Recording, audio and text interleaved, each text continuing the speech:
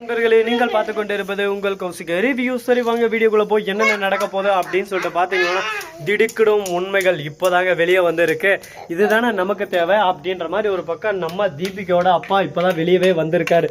தீபிகாவோட பேச்சை கேட்டுன்னு இது வரைக்கும் ஒரு பக்கம் அடங்கிய மூலையில அமைதியா யாருக்கு என்ன நடந்த அப்படின்னு சொல்லிட்டு இருந்த நம்ம தீபிகாவோட அப்பா திடீர்னு தீபக் பேச்சை கேட்டு வெளியே வந்ததோட மட்டும் இல்லாம மல்லியும் ஒரு பக்கம் விஜயம் மீட் பண்றாரு. அது மட்டும் இல்லாம லாஸ்டா என் பையன் தினேஷ் எழுதின கடிதத்தை பாருங்க அப்படின்னு சொல்லிட்டு அந்த கடிதத்துல நான் அவளை காதலிச்சேன், ஆனா அவ என்ன காதலிக்கல, அவ எல்லாரும் மேலே காட்டுற அன்பா தான் என்கிட்டயும் காட்டினா, மன்னிச்சிருங்கக்கா, நான் தான் அதை தவறா புரிஞ்சுட்டு என் காதல்னு சொல்லிட்டு நினைச்சிட்டு உங்ககிட்ட தவறுதலா சொல்லிட்டேன், அவளை எதுவும் பண்ணாதீங்க, என் உயிரை நான் மாச்சுக்கிறேன், அவ இல்லாதது எனக்கு ஒரு பேர் அடிதான், என்னங்க பண்றது, அவ இல்லாத வாழ்க்கை என்னால வாழவும் முடியாது, என்ன மன்னிச்சிருங்க அப்படின்னு சொல்லிட்டு தீபக் கடிதம் எழுதி வச்சு இறந்துட்டு இருக்காரு.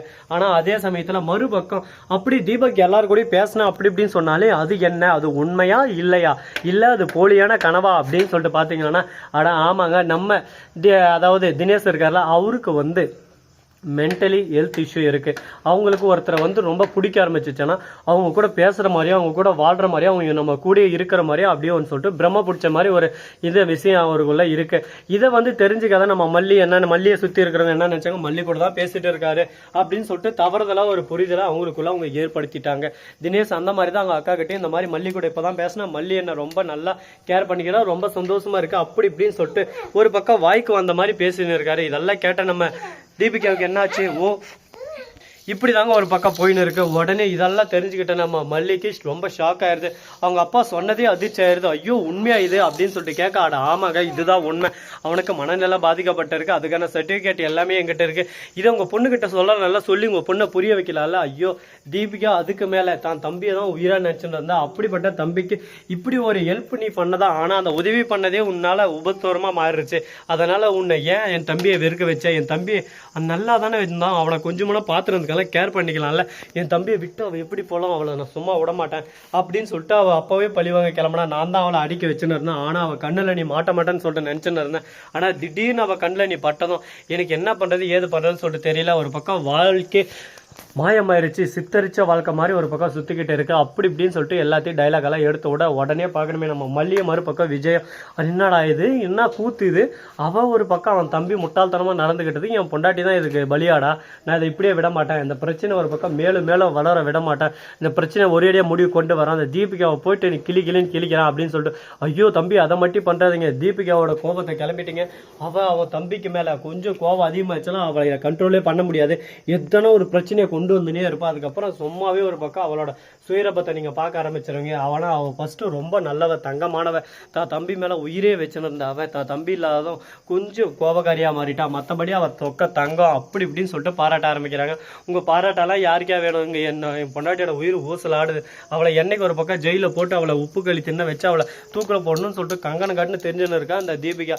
இவகிட்ட இருந்து தப்பிக்கிறதுக்கு எதனா வழி சொல்லுங்க, நான் உங்க பொண்ணோட பெருமையும் அருமையும் நீங்க சொல்லிருக்கீங்களே, இதெல்லாம் கேட்கறதுக்கு என்ன நல்லா இருக்கா சொல்லுங்க பார்க்கலாம் அப்படின்னு சொல்லிட்டு சொன்னதும் என்ன பேசுறது ஏது பேசுறதுன்னு சொல்லிட்டு தெரியாம நம்ம தீபிகோட அப்பா இருந்து ஒரே வாரம் தான் சொல்றாரு, பாருங்க விஜய், உங்களுக்கு என்னென்ன நான் சொல்ல வேண்டியமோ என்னென்ன ஆதாரம் கொடுக்க முடியுமோ நான் கொடுத்துட்டேன், உதவியும் செஞ்சுட்டேன், இதுக்கப்புறம் உங்க பொண்டாட்டியை காப்பாத்துறதோ காப்பாத்தாம இருக்கிறதோ எந்த விதத்துல கூட்டின்னு போறதோ அது உங்க கையில தான் இருக்கு, இதுக்கு மேல நீ என்கிட்ட சண்டை போட்டு எந்த ஒரு யூஸும் இல்லை, இதுக்கப்புறம் நீங்க புரிஞ்சுக்கிட்டு தெளிஞ்சுக்கிட்டா உங்க வாழ்க்கை நல்லா இருக்கணும், இல்ல இப்படிதான் நடக்குதுங்க, இப்படிதான் நான் பண்ணுவேன் அப்படி இப்படின்னு சொல்லிட்டு நீங்க பேச்சிலே ஒரு பக்கம் ஊடு கட்டணும்னு நினைக்காதீங்க. ஏன்னா தீபிகா அப்படிப்பட்டவ இல்ல, உண்மையான ஆதாரத்தையும் கண்டுபிடிப்பா, உண்மையான எவிடன்ஸையும் கண்டுபிடிப்பா, எப்படியாவது ஒண்ணு ஆப்பும் வைப்பா, ஆப்பு வைக்கணும்னு ஆரம்பிச்சுட்டானா அவரை யாராலையும் மிஞ்ச முடியாது. இப்படிதாங்க ஒரு பக்கம் நஷ்டன்னு போயின்னு இருக்கு. அதே சமயத்துல தீபக் அந்த இடத்துக்கு தான் பொண்ணை கூட்டின்னு போறதுக்கு வந்திருக்காரு ஞாயிற்றுக்கிழமை. உடனே அந்த இடத்துல இருந்து அவரை ரெடி பண்ணி அனுப்பிச்சு விடுறாங்க.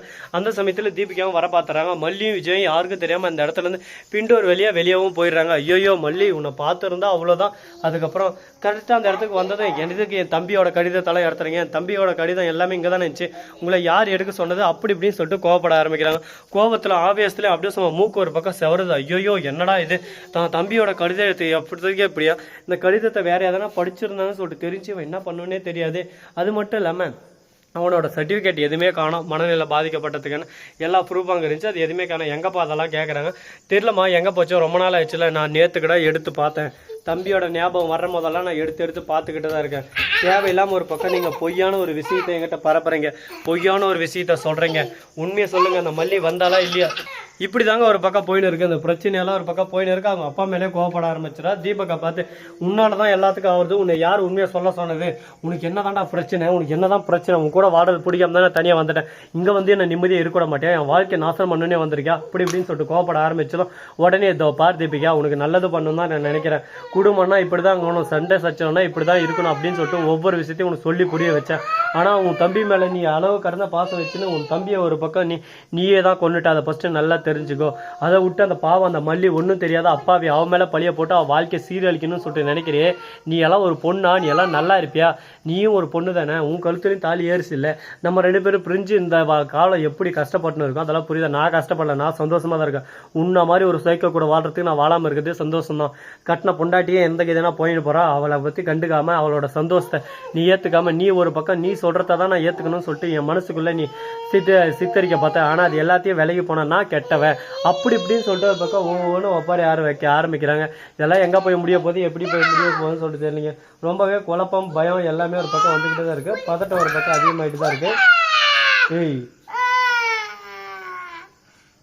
இந்த வீடியோ உங்களுக்கு பிடிச்சிருந்தா லைக் பண்ணுங்க, கமெண்ட் பண்ணுங்க, ஷேர் பண்ணுங்க, டிண்டிங் மேலே தட்டிக்கிட்டு போங்க. அப்பதான் நான் போற அடுத்த வீடியோ உங்களுக்கு உடனுக்குடன் நோட்டிஃபிகேஷன் வந்து கொண்டே இருக்கும். மிக்க நன்றி, தேங்க்ஸ் ஃபார் வாட்சிங், டாடா, see you, நன்றி, வணக்கம், வந்தனம், வருக தருக. போலாம் நடு டார்லிங் போலாம்.